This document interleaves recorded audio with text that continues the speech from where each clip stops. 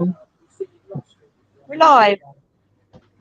Hello, good evening, and welcome to Monday Night Paranormal Live with myself and Jenny from Host, Paul from Host for Ghosts, Andrew from South Coast Ghosts, who's drinking spirits instead of talking to them. So she's in the pub, so she's drinking, and the boys Ben and Dave from Abnormal Paranormal.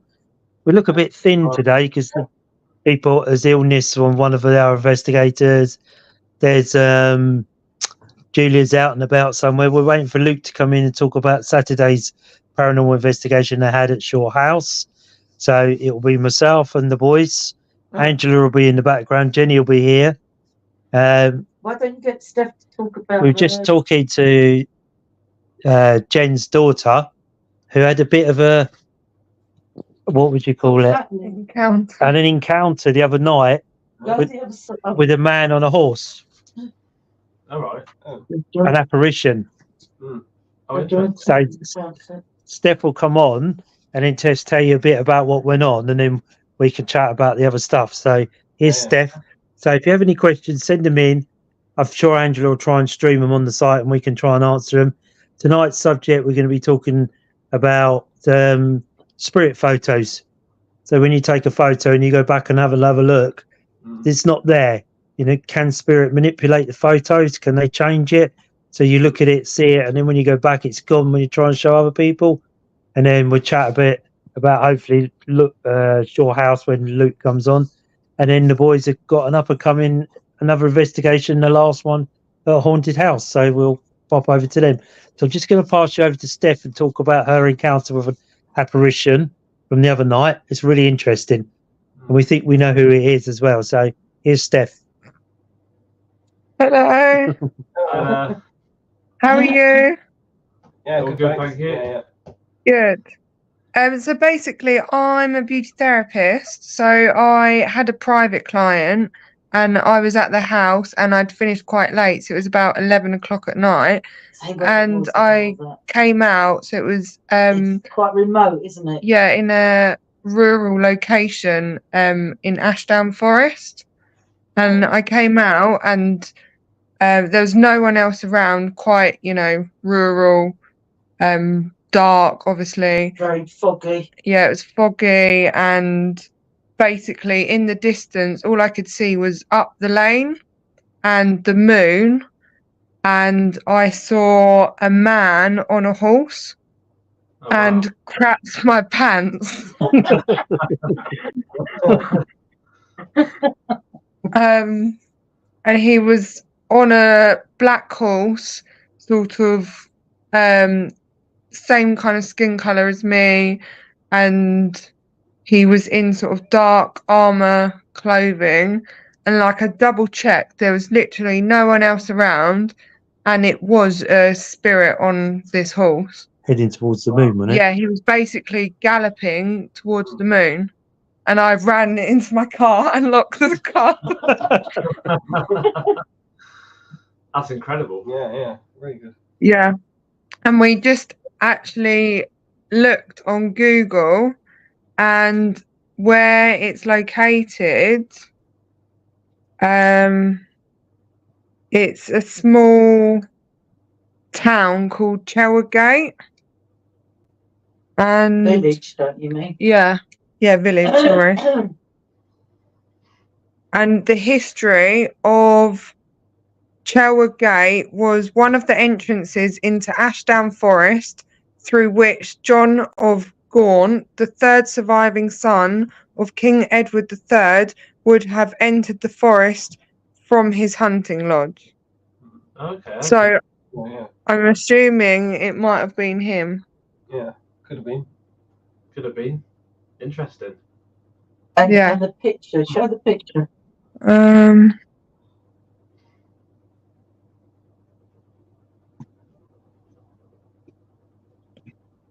And this is, I don't know, you might not be able to see, probably not. Make it bigger.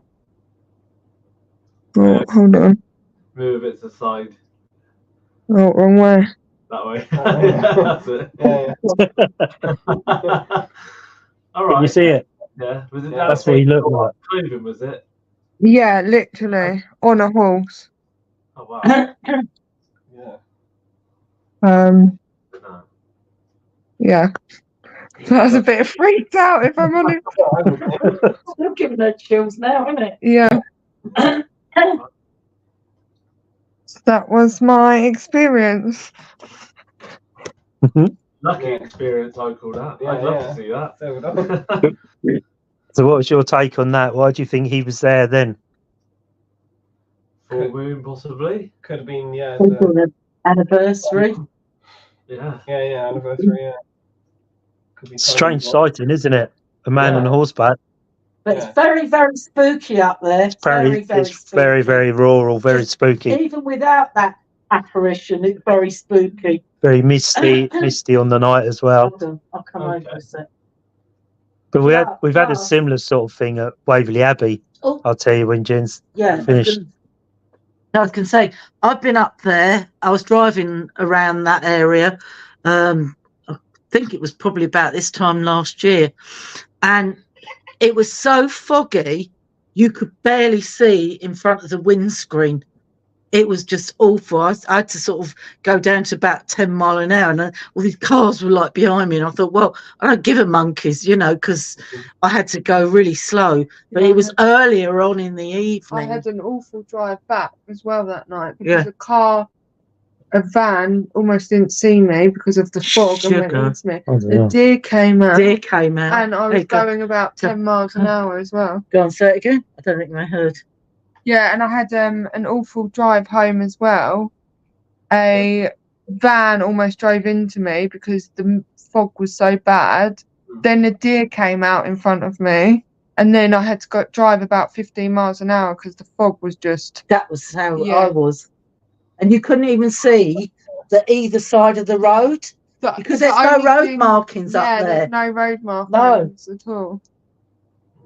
Wow. It's pretty scary up there. That sounds like a team event, doesn't it? That one. That's that sorted. Yeah. That's where we're going. Yeah, into Ashdown Forest late at night. Sounds like a good place. That's interesting, isn't it? What you saw. I suppose we could always meet up the pub there. That sounds good. Red Lion, yeah. Go and drink some spirits in Tennessee. Anyway. Very soft. Yeah, that's an interesting encounter, isn't it? Oh, it is. Yeah, definitely. Definitely. We've never had anything like that before. Not yet. Oh, No. very spooky. We were at Waverley Abbey once. Oh, yeah. And we were there. We'll have to go there with you. You have to come down and we'll take you there. It's obviously a 14th century abbey, and it literally in the middle of a field. So you walk over there past the lake, and you're walking over there. And we were over there one night, and it was quite misty. It's when Darren was around, and it was a misty night then. And we had different things going on around the ruins, but I was sort of facing the ruins, like right in front of me. One of the other girls, we go Dora, she was to my right and someone was to my left. And we were looking across the field, and what looked like footprints in the moisture on the grass. So we're looking at it. Hi, Snapper 5, welcome. Sorry. Dan Wednesday. Hi, good evening, welcome. So we were looking across, and this was about half 11 at night. And I looked and I thought, because it's like half a ruin, sort of half a wall. And I'm looking, thinking, there's someone standing there. And I know that all of us were over this side. Nobody was over that side. And as I looked back, I didn't say anything. I looked again, and this man on a horse came from behind the ruins and galloped across in front of us, across the ruins, and then disappeared behind a wall. And I thought, it's got to be somebody on a horse. So I've sort of quickly walked around the other side of the room. There was nobody there. So I walked back, and then the other two said to me, did you just see something go past that wall? And I'm looking at him saying, what did you see? Because it's that case of, don't say what you saw. Let someone else say it, because you can influence someone by saying what you saw. So I said, oh, what did you see? And they said, we just saw a man on a horse. And the other guy went, do you know what? I didn't want to say anything, but I saw exactly the same thing. And what it was, the man on the horse was in a war uniform. He was in like a tunic, a very sort of dark tunic. It would be dark that time of night. Hi, Natalie Lang, Grover, Mummy Christians, Sims and me. Hello, everybody. Welcome. Hello. I imagine that's to do with Ben, is it? Or Dave? Got most of your family on tonight, mate. So there's no pressure on you to talk tonight. Yeah. So, and he was in like an army tunic, and what that was at Waverley Abbey was used for the First World War for soldiers to recoup in there, because there's a place up on the hill called Waverley House, and that's where Florence Nightingale started her career before she went in, became the full-time nurse that she did. She worked at Waverley House. But that place at Waverley Abbey is mad. You know, every time we've been there, it's always been something. You know, we took an Alice box there once, first time. You know, the Alice ITC box. Have you seen them? Yeah, I've seen them. Yeah. So I took my one, a brand new one. I thought I'd give it a try. Somebody said to me, try it, see what you think. So we took it to the Abbey, and it was giving off sort of different messages.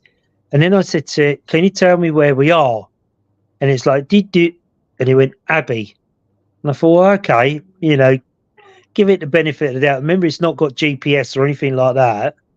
So I said, whereabouts in the Abbey are we? Thinking, you know, and it went cloisters, and we were actually standing in the cloisters.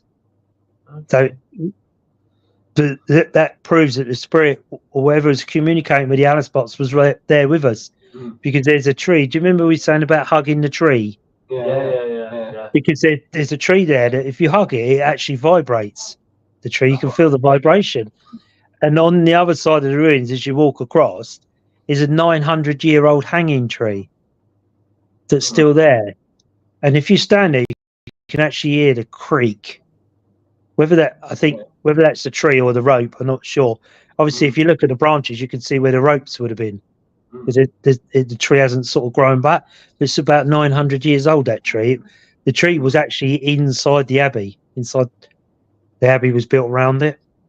And that's the only place that the monks slept on the first floor and not the ground floor. And nobody knows why. Most abbeys, they sleep on the ground floor. So, a really interesting place. You have to come down one day and we'll go over there for the evening. Yeah, funny enough, just before we come on the call, Ben was saying we should go where you were saying about that. How did I know that?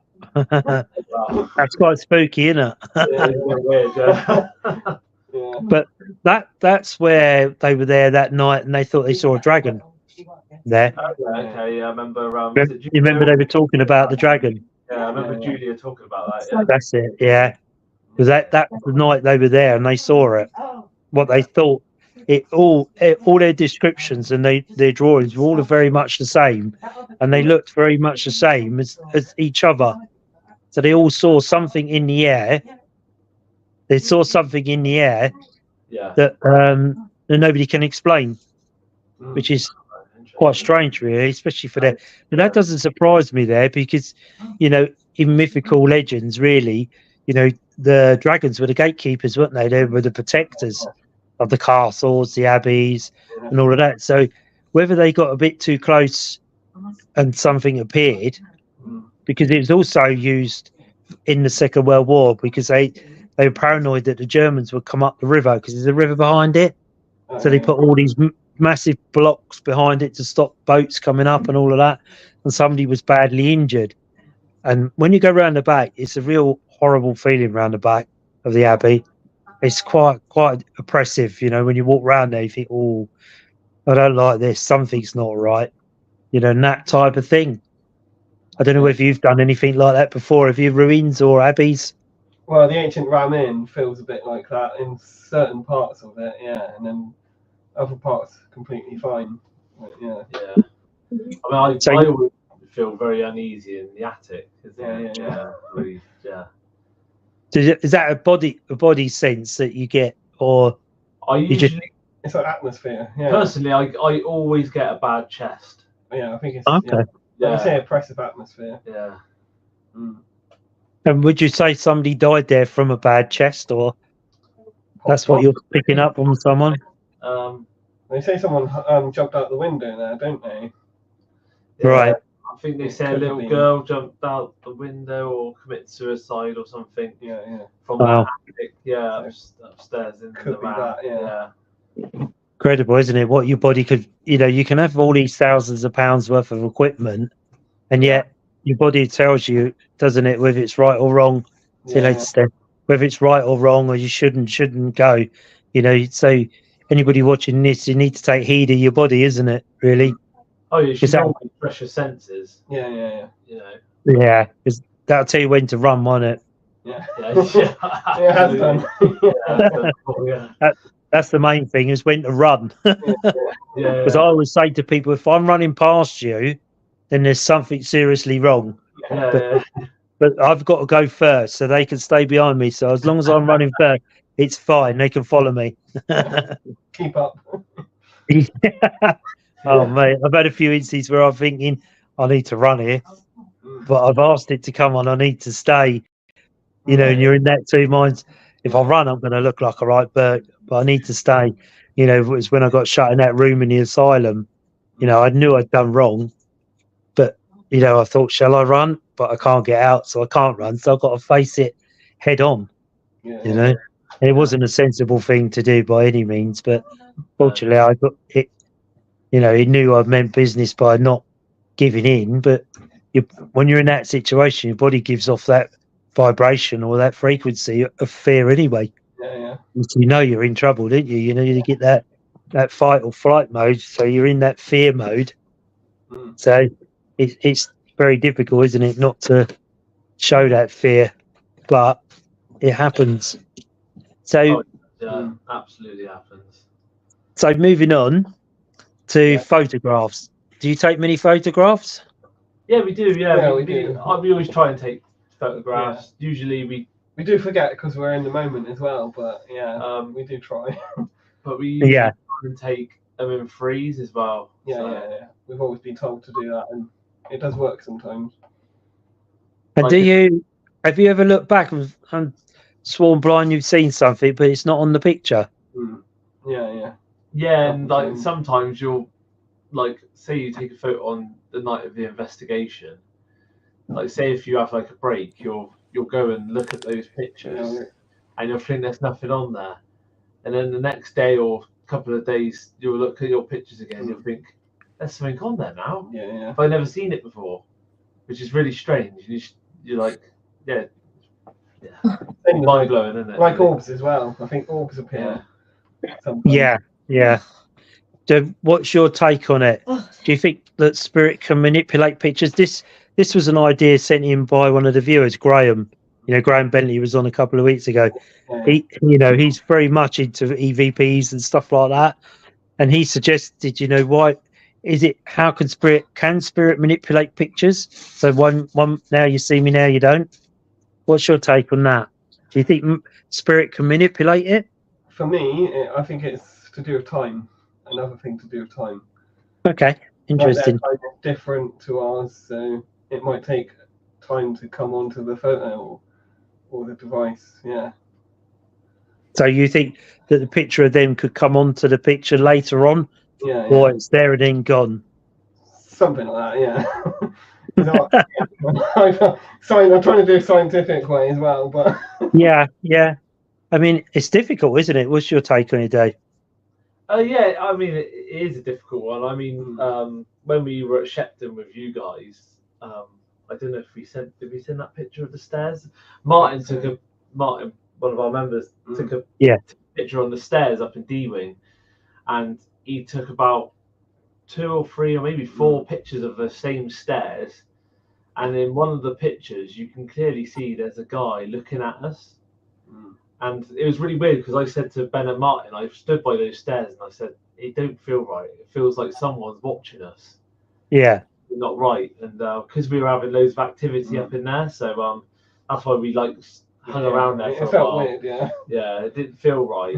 You kind of sense, like you said, it's your senses sometimes. Like you can have all the equipment and everything, but sometimes you sense that somebody's watching you. So you always get that, don't you? When you're walking along, especially in Shepton Mallet. I mean, it's quite a haunted prison anyway. And when you're sort of walking along, sometimes, you know, I've been in there and I've sort of walked back on my own and I'm thinking, I just know someone's watching me, or there's lots of eyes on you. And yet you look around, don't you, with your torch, you think, well, you know, I'm the only one here, but how can I get this feeling? And it's like you're saying, you know, it's the body sensing what's around you at that time, isn't it? And that's why you take notice of what your body does and what it says. I think that's why Steph was so freaked I out. think that's why Steph was a bit freaked out about her encounter with that bloke on the horse. I can Which imagine. Yeah. always happens to someone. I said to you, did you take a picture? She said, "Bucket that, I was getting in the car. I wasn't taking a picture." It really freaked her out, really scared her. He just suddenly appeared, and it was like he was galloping off to the moon. She has come to investigations. She has been on investigations with her. She's quite spiritual. She's got quite a sense about her. Yeah. But she said, you know, she just couldn't believe it. She stood out to the car and watched it. And the only person that lives around there is that third Earl of Gaunt, which would often ride into Ashdown Forest. So that might be a place for us all to go one day. Yeah. Ashdown Forest, mightn't it? Yeah, It must be free to go in there, I'd imagine. Of course it is. So what we do, me and Jen will scope it out and see if we can find some old buildings and bits in there. And then maybe that's the place for us to go a team investigation over there. It's just we've got to keep an eye on the distance for yourselves, or we find somewhere halfway that we meet. You know, it's easy for you and us to get to. If it's worth a good investigation, we're up for it. Well, especially her seeing the man on the horse galloping towards the moon in what she described as like a dark horse, but he was in like a night uniform. A knight's uniform. So thing is, right, when Steph told me about that, Mm. okay, it was when I was going home the other night and we were outside. So she didn't tell me the full thing. So there was more to the story than what she told me. So that'd be quite spooky, wouldn't it? That'd be a good capture, wouldn't it, if you caught something like that? But I'll tell you what, it's so blooming spooky up there. I'd like to come along if you go to Ashdown Forest. Yeah? Snapper 65, of course you can. You know, we try and have a team investigation. Sometimes we go to, and Luke will tell you, we go to Waverley Abbey as a team event. Yeah. You know, it's a free venue. So we keep the numbers down, but we take a few of us, don't we, Luke? And we have we have a team event. And Waverley Abbey never really lets us down. You know, something always happens there, always. Whether you see something, see someone. You know, I think it was Julia that took a picture of the grey lady in the field, wasn't it, Luke? With the long blonde hair. Yeah, it was, Was it Julia that took that? I think it was, yeah. Yeah. So, you know, and that's in the grounds of Waverley Abbey. So, you know, these Ashdown Forests, I do some looking up. It's like Epping Forest, isn't it? You know, lots of people reckon they hear horses and stagecoaches going through there because it would have been the route for highwaymen and all of that through Epping Forest. So, you know, any forest, it always stands a good chance of being haunted, isn't it? Mm. Because where else would they have hid? You know, highwaymen. And the roads we have, I don't know whether the roads we have now are the original roads that followed the old dirt tracks in them days, or the dirt tracks are long gone and, you know, they cut the new roads through it for vehicles rather than using, because they would have cut across fields and, you know, forests and all of that type of stuff. I mean, you know, what's it like out your way? Is there lots of forests and places like that out your way? Where are they? Yeah. I mean, Bridgewater, I think. You in Bridgewater, are you? We live in Western Supermare, but Western Supermare, that's right, yeah. So, We could always go and visit. I used to race along the beach there. yeah. With Stanley. Good evening, Stan. Dan. Getting my glasses on here. Hey, good evening, Dan. Welcome. I don't know how I got Stan. I just suddenly came in my head. I don't know. Yeah, it's nice, Western Supermare. Yeah, well, that's not that far from the caravan, is it? No, because we're not far. We're in, well, we stay in our caravan in a little town in Hampshire called Wool, Wool. Hampshire. It's just past the Botherdon Tank Museum. That's the area. That's the area. So we're not a million miles from you. So next time we're down there, we could always meet up, and you could show us one of your locations. Yeah, absolutely. Yeah. There is a like a forest near us called Brockley Coombe, which is a very old forest. So the lady who we're investigating, her parents' house at the moment, she knows a lot of history around those areas. So we have been like kind of having a take on things, and Yeah. we went to Brockley Coombe a couple of weeks ago just to scope it out, and it's very freaky inside there. Is that? It's like one of the forests where you feel like you walking through, you feel like there's people watching you all the time, but there's no one else there. Yeah. So, And have you done any history? What she told you about the forest? So she said apparently an old lady used to have a cottage up there, but apparently I don't know, did she commit suicide or I think so. Or there was a fire or something. Fire, She thinks there was a fire, and she died up there in the fire, apparently. So yeah, that'd be interesting if we can go up there and try and see what we can capture. Snapper65 has put, I have a photo of a grey lady sitting on the battlement of Pevensey Castle. Have you ever been there? No. That'd be an interesting picture. Yeah, Snapper65, if you can put it on, send it to us so we can all have a look. That'd be interesting. Yeah, I'd like So to see that. they think she may have died in a fire up there then. Yeah. So obviously with the winter, it's a bit more difficult to navigate up in those forests, isn't it? It's quite muddy. So obviously in the spring next year, summertime, like we want to try and go up there and see what we can because there's a lot of old the old walls you see around, and Okay, yeah. it looks very old up there. And she told me a story when she was young.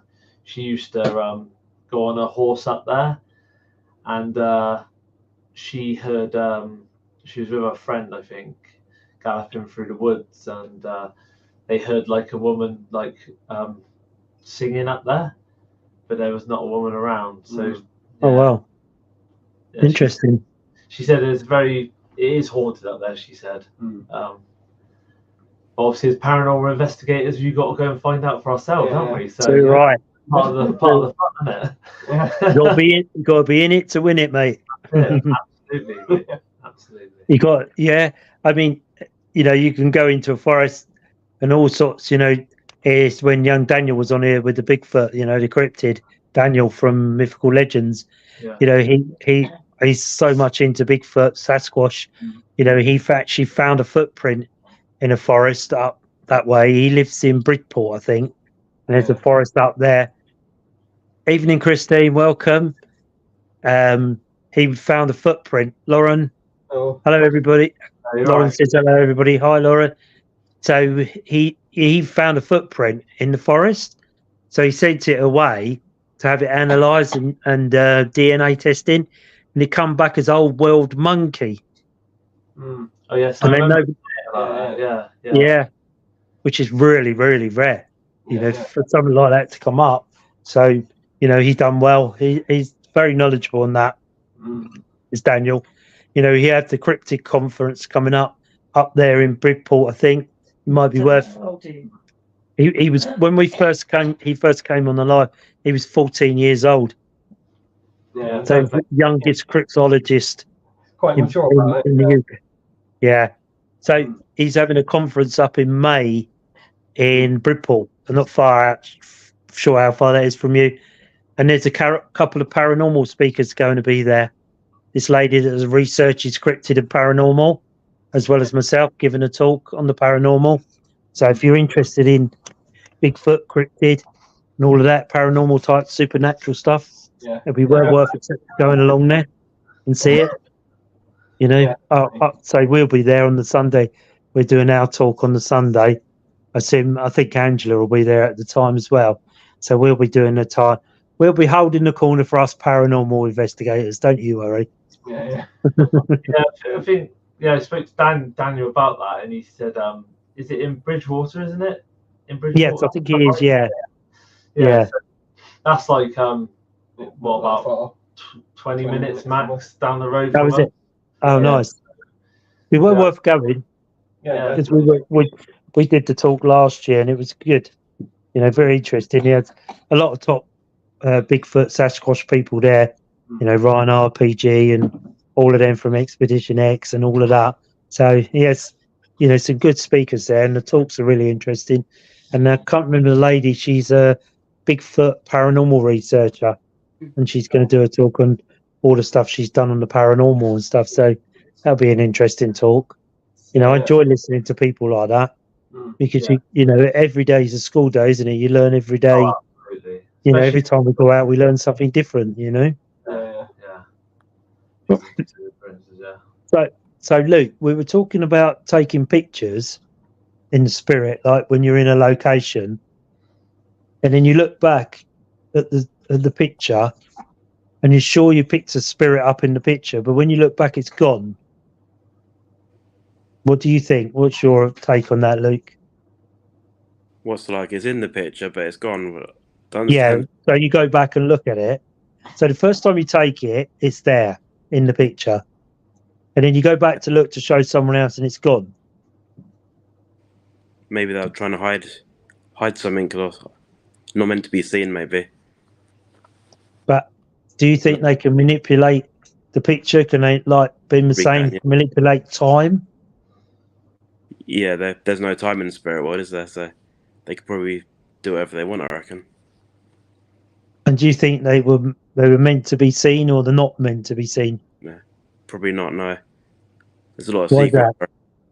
I just reckon There's a lot- we're not meant to know about the afterlife until we're gone, I reckon.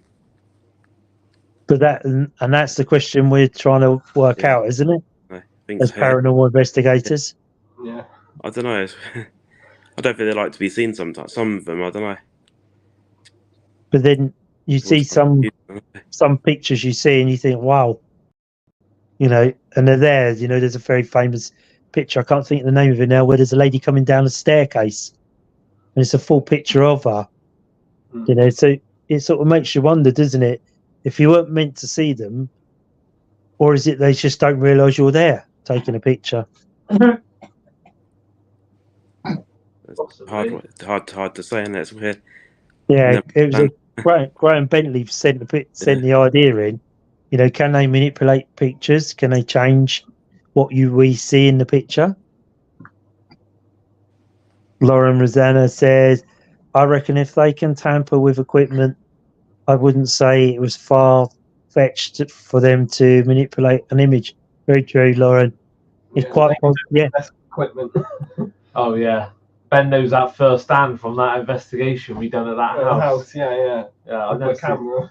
I've never known a camera to do what happened to his camera. No, I was using my camera and it literally turned off twice.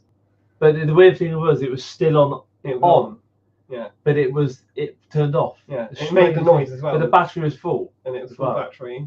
Weird. And it would only turn off after 30 seconds of not using it, but I was using Yeah. it.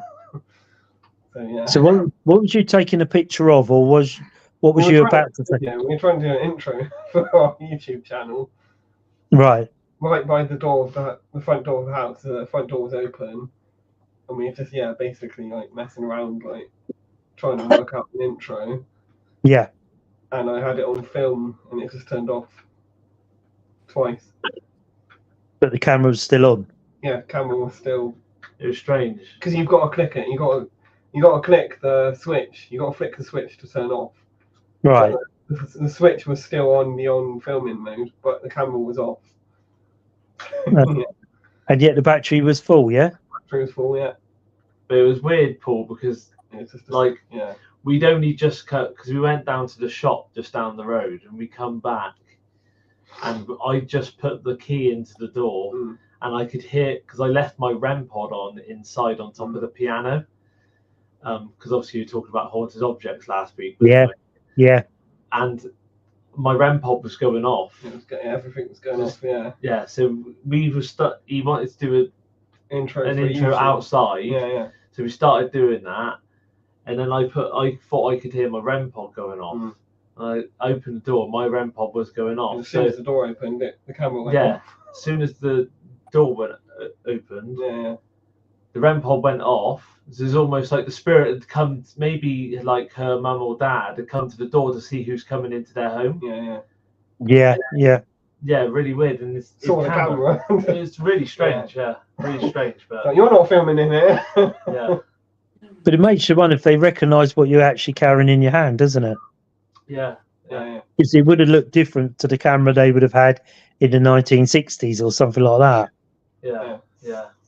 So they are very clever spirit, aren't they? Yeah. You know, they could put an energy within a doorway, knowing full well that if you were to go through there, nothing would come out. Yeah, absolutely. Like you say, if your camera's still on, but it's not working, there's got to be a logical reason for that camera to either switch off, but the battery's full, so it can't be a fault with the camera because you've used it before. And I was using the filming mode, and that would only turn off after 30 seconds of not using it. So I was using the camera at the time, so there was no reason for it to turn off. So is the house empty now? Yes. Yeah. So do you have cameras you could leave there? Hi, Gemma. Welcome. We could do. We did speak about that. I would have to get Sarah's permission to do so because I was very interested in that because I thought after we went there, I mean, like I said to you before, Paul, we go into every investigation with such an open mind that we don't even know. Yeah. If nothing happens, it doesn't bother us. Like, No, exactly. You know, we went there and we could not believe the activity in that place. Like as soon as we walked in, me and Ben, I remember we looked at each other. We were like, "This feels weird. This is not right in here." Yeah. You could just feel the atmosphere, can't you? I mean, you've done many investigations. You probably like you can feel when there's a presence, can't you? Yeah. So, You sort of get that feeling, your senses, don't you? You think, you know, and it's that momentary moment that you stop and look around, don't you? You think, what's going on here? Yeah. And as investigators, like you say, you go there as a skeptic because you want the house to prove to you it's haunted. You don't have to say, "Oh yeah, it's definitely haunted." You want the house to show you it's haunted, don't you? You know, apparitions, noises, bangs, you know, intelligence reply. Hi, Chloe Wallace. Have you gone anywhere else where there's an atmosphere? Definitely. I have. I did an investigation many years ago at let's say, I would call it a disco building, but you would call it a nightclub. Shows how long ago that was. So, yeah, we were invited in there they were doing renovations. So it's a very, very old house and they were doing renovations inside. But the builders, again, wouldn't stay there because things were moving. When they would go to reach out, it would slide across the floor and move. So obviously the builders came out and they asked us to go in there. So we went in there like you do. It's a bit of a drizzly, rainy night, like you do on a paranormal night. You know, it's like going into a Hammer House of Horrors. You know, there's always a horror movie involved, isn't it? It's either misty, it's raining, or something's not all right around you. You know, you always get that horror movie feeling. So we went in there, and it was quite derelict inside. People have been stealing this really ornate staircase. It's a beautiful staircase right in the centre.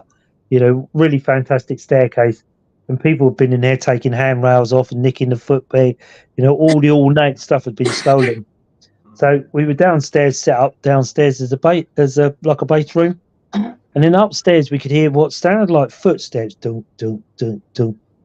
And we all looked at each other thinking, footsteps upstairs, but we're the only one. You know, the normal sort of stuff. You, hello, anybody here? You know, let us know you're here so we can count you out of the investigation and all of that type of stuff.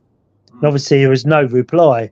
So they said to me, because I was with about a group of 1, 2, 3, 4, about 4 or 5 of us. So the other 4 were women. It was me and myself. And they were saying, can you go upstairs and have a look? You know, the man's always the braver one, isn't he? You know, he's the one that they stand up while they're ready to get out the door when something goes wrong. So I slowly crept up the stairs, And when I got to the top of the stairs, it's really quite a wide sort of landing, and the rooms were off the landing. But one of the rooms, Snapper 65, I've put the photo on Facebook site as could not work how to put it on show. Thank you, Snapper. We'll go on and have a look at that. Yeah. I'd be interested. Thank you for doing that. Appreciate that. So it was quite a wide landing upstairs, and 2 of the rooms were off the landing, but one room you could walk in one door, walk around, and come back out the other side. So it was like a walkthrough. So I was up there walking through the rooms, anybody here can, any taps, and I could hear what sounded to me like tapping, tap, tap, tap, tap. And I thought, well, it's raining. I'll see if there's raindrops, drip, drip, drip. So I couldn't see any rain coming through the roof. So I'm like, well, that's strange. So I tapped, can you copy me? Tap, tap. And there's a tap, tap back. I'm thinking, well, there's got to be something here. So as I sort of walked down, it's quite a big place. So I'm walking down the hallway and I could hear footsteps behind me. Like when I walked, it walked. When I stopped, it stopped. That type of motion. And I'm thinking, I know it's behind me. And sort of turned around. Obviously, there's no one there. So I walked into the room that went round and back out again. So as I walked through the room, I thought, if I go out one door and quickly come out the other, I may be able to see someone coming in the room. But I couldn't see it. I could hear it following me. So when walking got faster, the walking behind me got faster. And I'm thinking, what's going on here? And then it suddenly dawned on me. So I walked into one of the rooms that had never been walked in before. And as I walked in, there was loads of dust on the floor from the buildings where they'd been chipping off the dust off the walls. So as I walked in, you could see my footsteps in the dust. All right. So as I came, I could hear the footsteps behind me. And as I started to come out, I looked behind me and I could see footsteps in the dust coming in the door. They were like a lady's size shoe. And that's the only thing I could see. I couldn't see her, but I could see the footsteps in the dust. Do you know some people throw flour out, don't they, and salt? I've heard of that experiment before. I haven't tried it myself, but I have heard of that before. But I suddenly thought, well, there's dust on the floor, and I could clearly see my, obviously, footprints in the dust. And as I sort of did a circle inside the room and coming out the other side, when I looked behind me, going in the door and like following me around with like lady-sized footsteps behind mine. So you see my 2 great big plates of meat, and then these 2, what I would say was small footmarks in the dust behind me. That's the first time I've ever used that type of experiment. But I knew she was there, not that she would talk, but I could see the footprints in the dust. Yeah, interesting. So what do you make of that? Yeah, I've heard of that. I've heard of that experiment before with that. I've not tried it myself, but it's a good one to use if you know you're getting a lot of footsteps. Then that is a good experiment to use, I think. It's good. Also, it's like if you're going back to that haunted location, the bungalow or whatever. Yeah. It might be worth you going in, shutting the door, and putting dust or flour down by the door. Because then you can always go back to it. If you heard something, a footstep. Can you go to the front door? That type of thing, and then go back out and look. I think you might be surprised. It's like a lot of people use that type of thing for trigger objects. Have you ever done that? Laid the flour out and put a trigger object in a flour, so you can actually see the movement of it. Okay. That's another good one. And also, the other one is, the dampness inside the windows you can get. Oh yeah, okay. Have you ever checked for handprints on them? I do. Yeah, I do look at windows, but I've never seen anything like. So if you go up to the window. Hi Graham. Hi all. Been trying to use the link to get on, but won't have it. Never mind. I think that might be because where Angela's located, it might be just not getting a good signal. Sorry about that, Graham. But we were talking about your photographs, about spirit manipulating photographs. So we don't know what your view is. If you want to put it on, hopefully we can get your view on it. But I've done it before where I've gone brave on a window and you see a little tiny handprint in the window. That's interesting. Especially with children. Yeah. Oh, I'll try anything, mate. Me. Flour, sugar, salt, handprints. You've got to keep trying Yeah. because you don't always get it. It's not something you think, oh well, I didn't get it, so I won't bother with that again. It's something you just got to keep trying. Each different location is always different. Oh yeah. It's always worth looking at the windows, see if there's any children's handprints, or say if you can do it when you go there Saturday in your location, put some dust around upstairs or downstairs, anywhere that you feel it's active, Yeah. and then just call them into the room with you and see, and then go back out and see if you can see footprints or there's a mark in the flower that wasn't there, that type of thing. So it's always interesting evidence if you get that, because you know it's only you two in there, but something's walked across that flower. And the same as trigger objects, you know, if you move it, it leaves that scraping mark, doesn't it, where it's been moved. Yeah. But if you could go back there prior to Saturday, and if you could put some lock-off cameras in there, providing they're safe, nobody can get to them, I think you might be surprised what you actually pick up, you know. Oh yeah. I think so. Yeah. Definitely. Yeah. But it's almost like in that place, it was just almost like they come to the door to see who was coming into the house. That's what it felt like. Yeah, quite possibly. I'd have loved to have gone there. That'd have been interesting to go to. Yeah, it's really, very good. Does it have an upstairs in it, or is it just a no? It's ground? it is a bungalow, so it is right. A bungalow, yeah. What about the land it's on? Do you know much about the land it's on? Do you know much about the land that it's on? So I don't know too much about it. Only that obviously Sarah's dad actually built the actual bungalow, and she said to me she used to do a lot of horse riding through the fields. So it backs onto a lot of fields, right? And if you believe in like energy, like can help spirits come through. So a lot of the time, it's quite near Bristol Airport. So you get a lot of the planes flying over when they're quite low as well. So yeah, you know, she said she used to go galloping through the fields that the house actually backs onto. Right. So I think it's all built on a lot of like old farmland aspect and fields, and it's right by that broccoli coombe, that forest right. that we were saying about as well. Yeah. So that's only like a 5-minute drive down the road from the house. Okay. Yeah. That's interesting, isn't it? It backs onto there. Yeah. You know, say most forests were classed with highwaymen and that type of stuff, where they would hide out, you know, in Epping Forest. And you know, the one we were looking at, you know, we'd love you to come down there to the Ashdown one. Yeah, I mean, where Steph saw that apparition. So that would be interesting, wouldn't it, to go in there at night and find out. Myself and Jenna, we'll get a minute, we'll shoot up there and scope it out a little bit. You know, if there's some few old buildings there, we might be able to hook in there one night and do a little bit in there. Yeah, just let us know when. Yeah. We'll sort that out.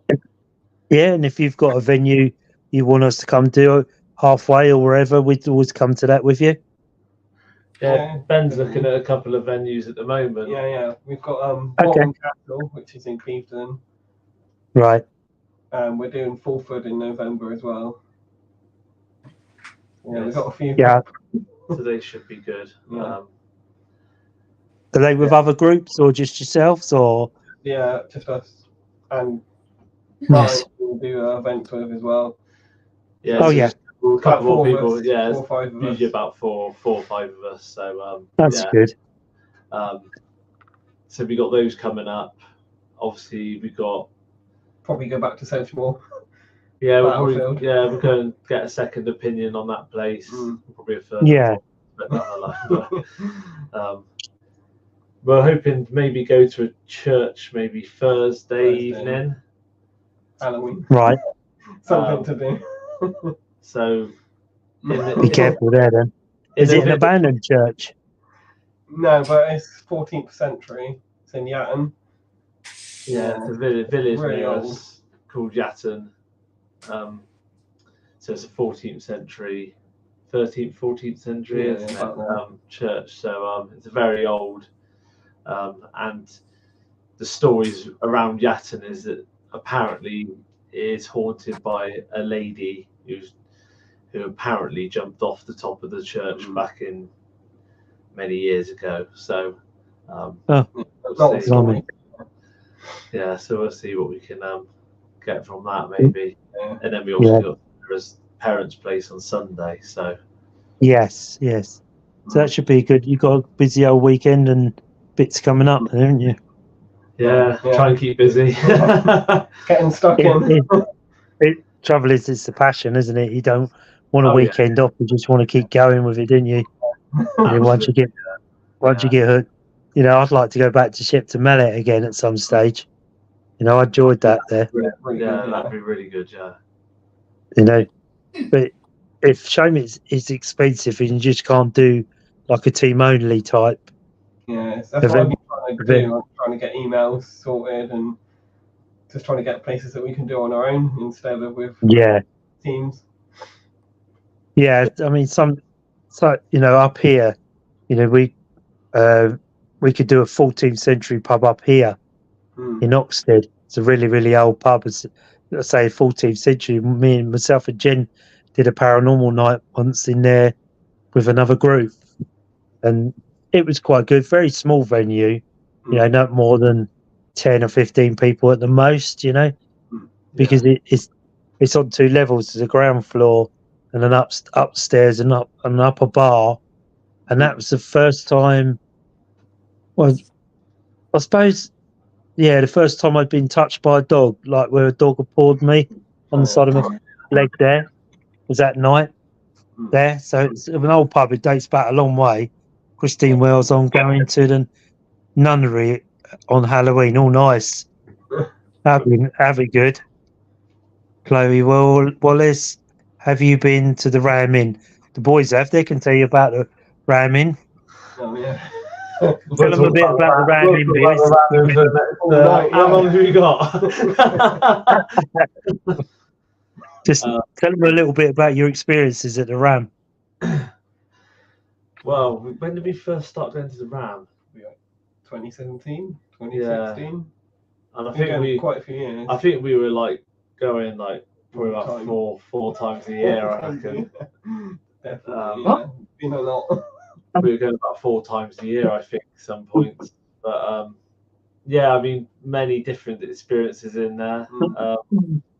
One, obviously, I've said before on the night where me and Ben were upstairs.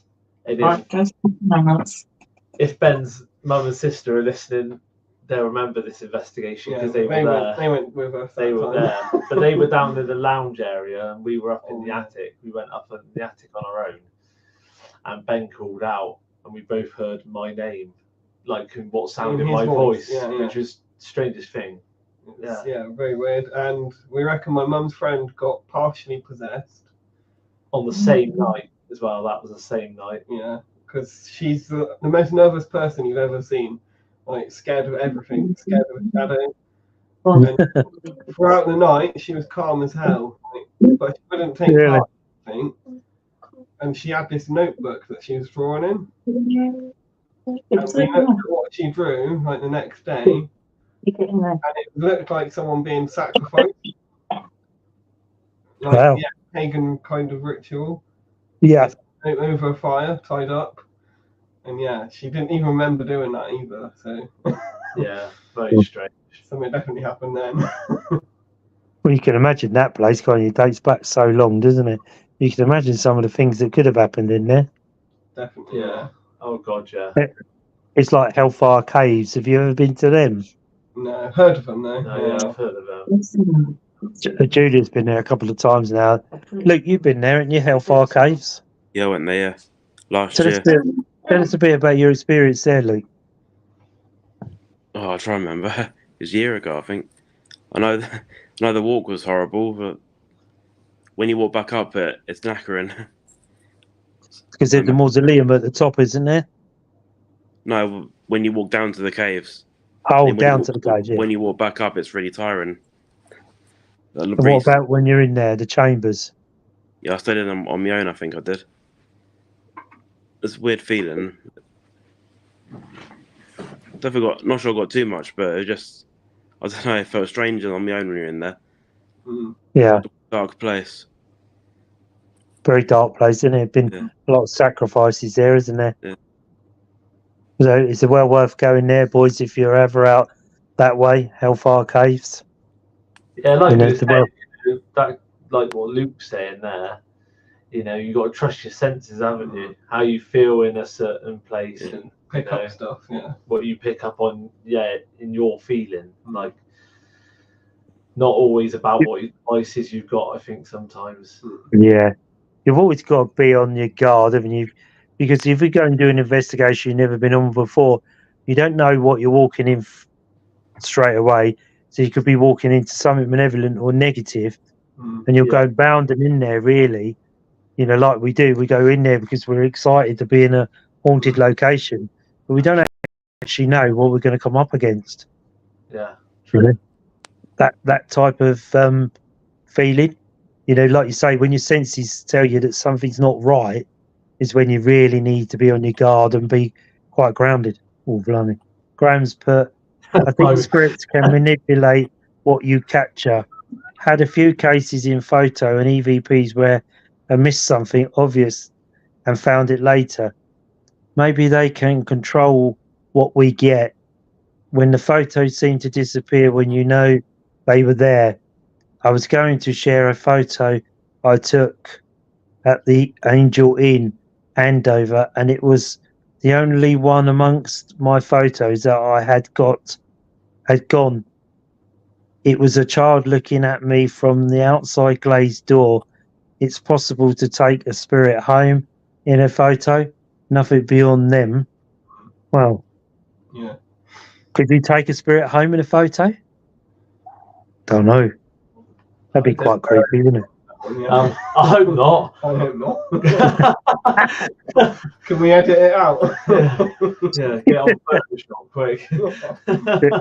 But you say that in a photo, what's stopping you taking a haunted doll or a haunted piece of antique or furniture or a haunted object home with you? The spirit's in there, isn't it? It's in the camera. It's in the camera.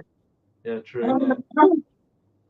And Graham's caught a great photo of what looked like Suki, the murdered girl in Hellfire. There you go. So Hellfire is quite a famous place for sacrilege and all of that type of thing.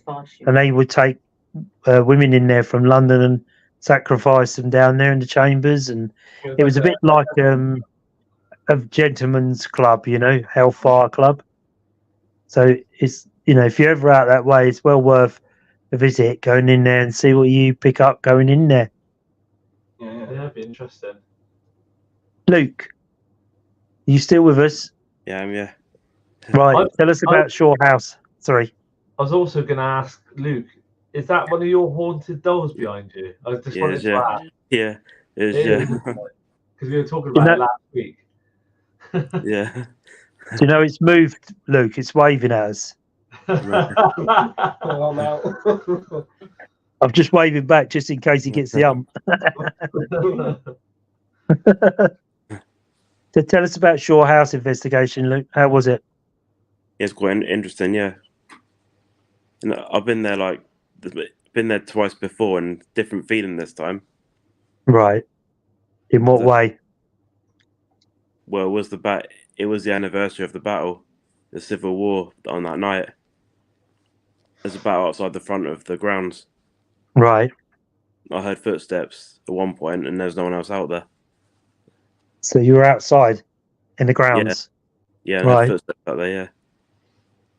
Anything else then? They heard cannon fire and gunfire outside as well. Did they? Interesting. Yeah. And what battle was that held there then? English Civil War. Okay. 1600s. And what about inside? What did you get inside the house? The cap ball went off once on the cabinet, Right.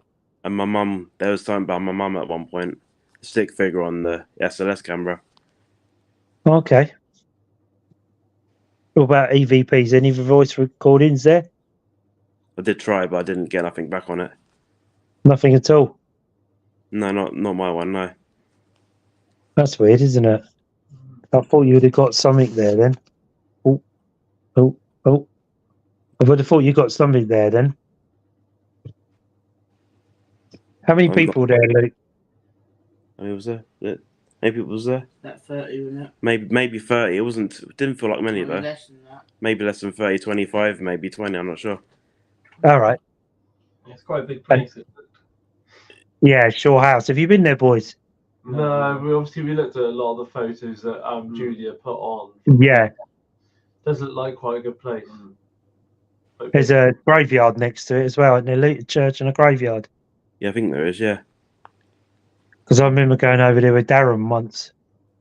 We went over the graveyard, come out of the house, go around the side, and there's a big church and graveyard there. Interesting. I'm doing a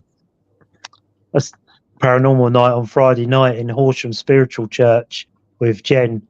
So we're doing a clairvoyance start, giving messages to people in the audience, and then a paranormal night there. That's really haunted.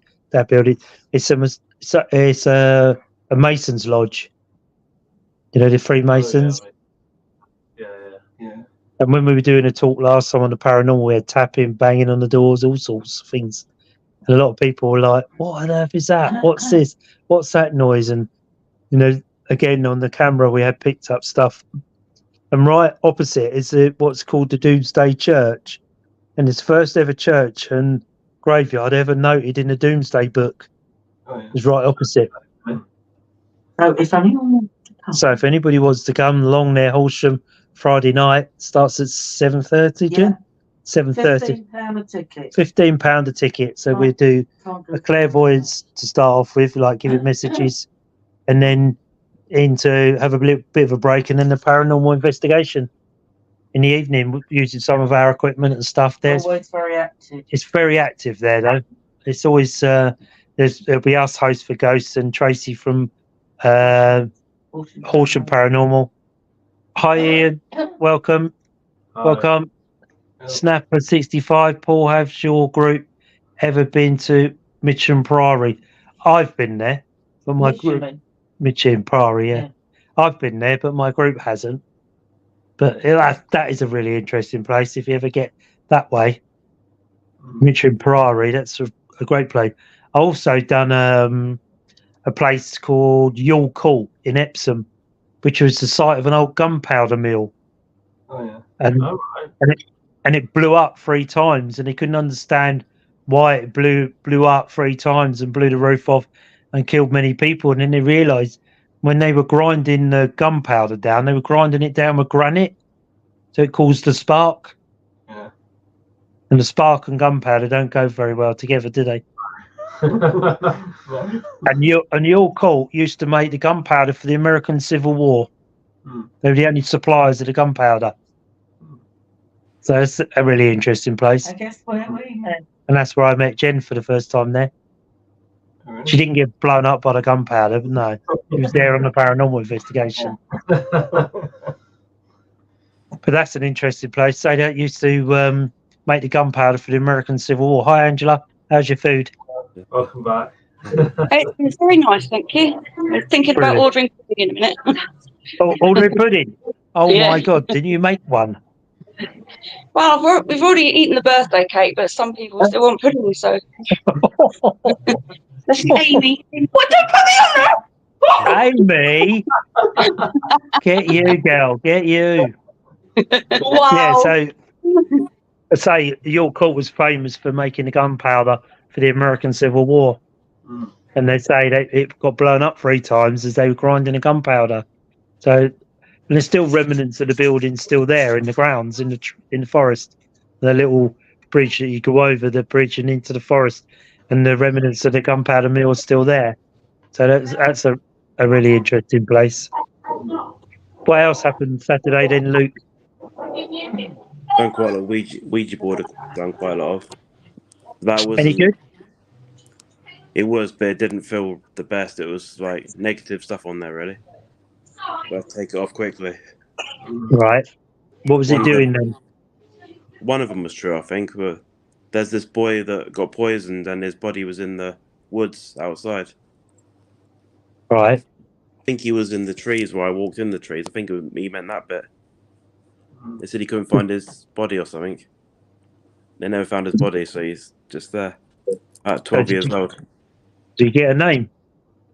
I think it was Arthur, I think it was. Arthur. It was Arthur, wasn't it? Yeah. And have you looked it up, see if there was an Arthur known in that area? Yeah, I think we did, but it didn't find nothing. No? Strange, isn't it? Yeah.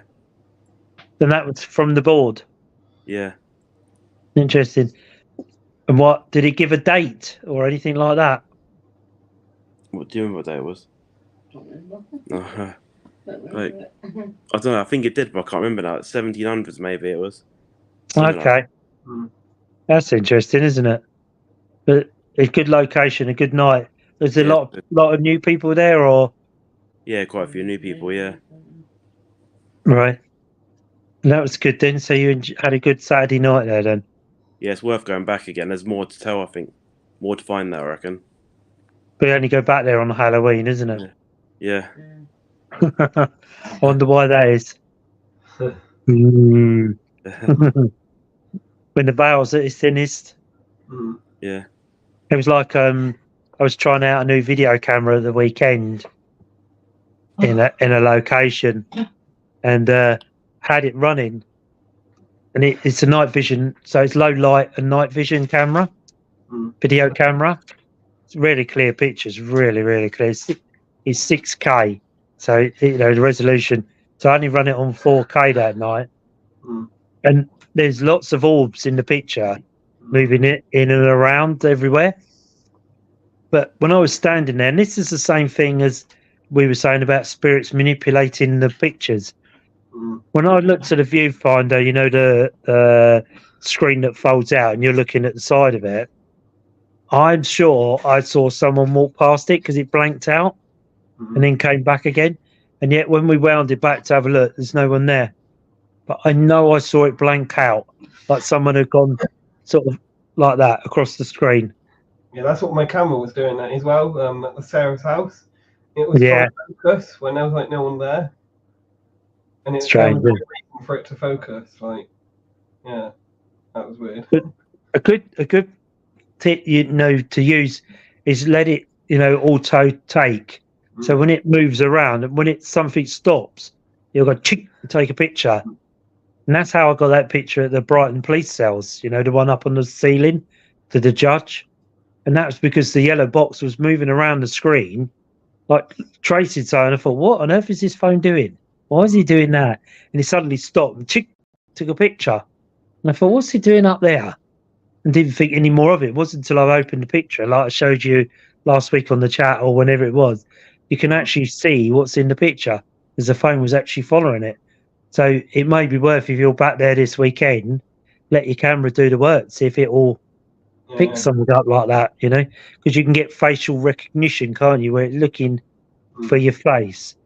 So it may be worth setting your camera up, if you've got it, Ben, to facial recognition and let it put it on a tripod and just leave it.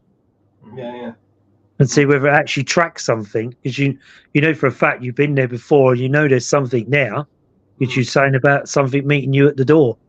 So it'd be interesting.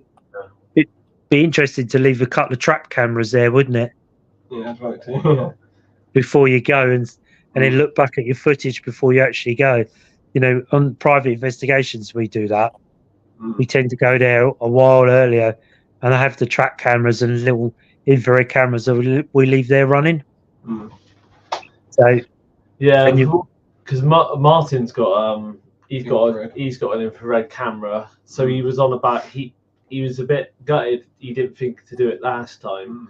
Bring it, but because obviously when we went out last time to the shop, that was when we think everything started kicking off. So I think what we'll do is we'll go there, and then go out for a bit. But if we get Martin to set his camera up, Yeah. Leave it on, and then see if we can get anything on that.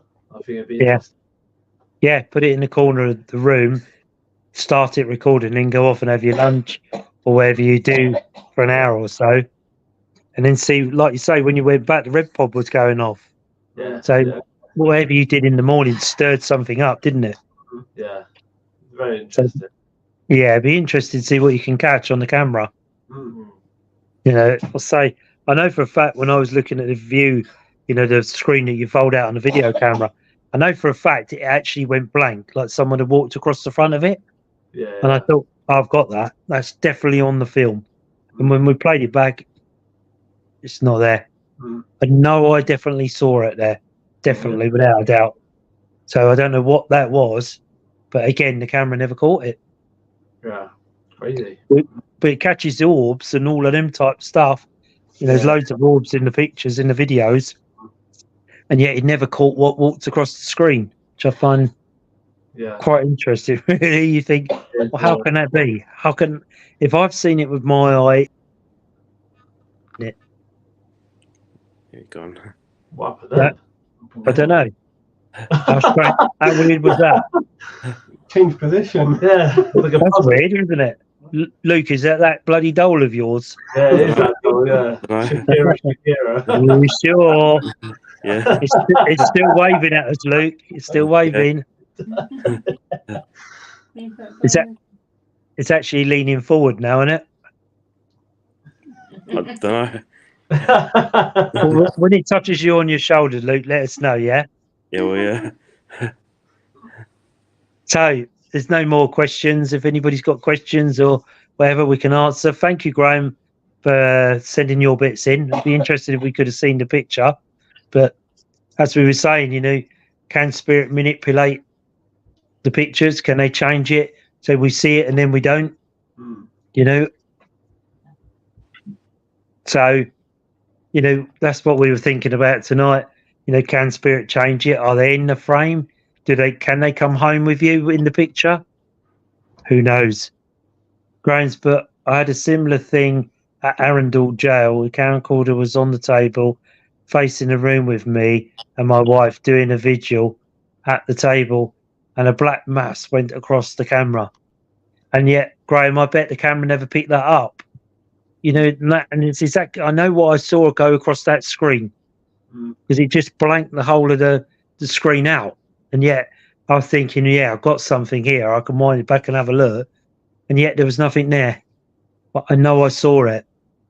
So it's quite a strange one, that one. And, so it's quite weird if you think spirit can manipulate, either like Ben saying, do they manipulate the time, or can they manipulate the photo, or can they travel home in the photo? It did. Wow. It makes you wonder if you can take it home with you, doesn't it? Who knows? There's a thought, isn't it? Taking the camera home quite innocently with someone in it. Anyway, I'd say Friday night, myself and Jenny will be at Horsham Spiritual Church doing mediumship first for an hour or so, and then going into a paranormal investigation. And from all of us and everybody watching, happy birthday, Angela, for today. Happy birthday. Happy birthday. 21 again. Yep. A few times. You get my age, you count backwards. Yeah. That's what I do. It makes me feel better that way. Yeah. Obviously, no Julia or Daniel's in Florida at the moment. I think at a Bigfoot conference. So obviously, Daniel never came on. Thank you. Luke told us a little bit about Shore House investigation. Thanks for that, Luke. Sorry, Stabber 65 said, thanks, guys. Great chat. Thank you again for coming in. Thank you, Graham. All these birthday wishes coming in for Angela. Say we're at Horsham Spiritual Church on Friday night, doing a bit of mediumship and then paranormal investigation for the rest of the evening there. So if you're around, very active place. It's a Masonic hall. So it's used by the Freemasons and that. So it's £15 head, a little bit of a break, tea and coffee in the middle while we set out the equipment, a quick chat on the paranormal, and then straight into investigation. It's quite a very active place. So if you're in and around the area, pop in, come and see us. We'll be there. Myself and Jen and Tracy from Portion Paranormal. She'll be there as well. So if there's no other questions or whatever, anybody, boys, you got any questions or anything? No, not really. No. Are you back to the house this weekend, is it? Yeah, so this Sunday we're going to head back to the house. Yeah, basically the sale of the house goes through on the 8th of November. So yeah, this would be the final time for Nice.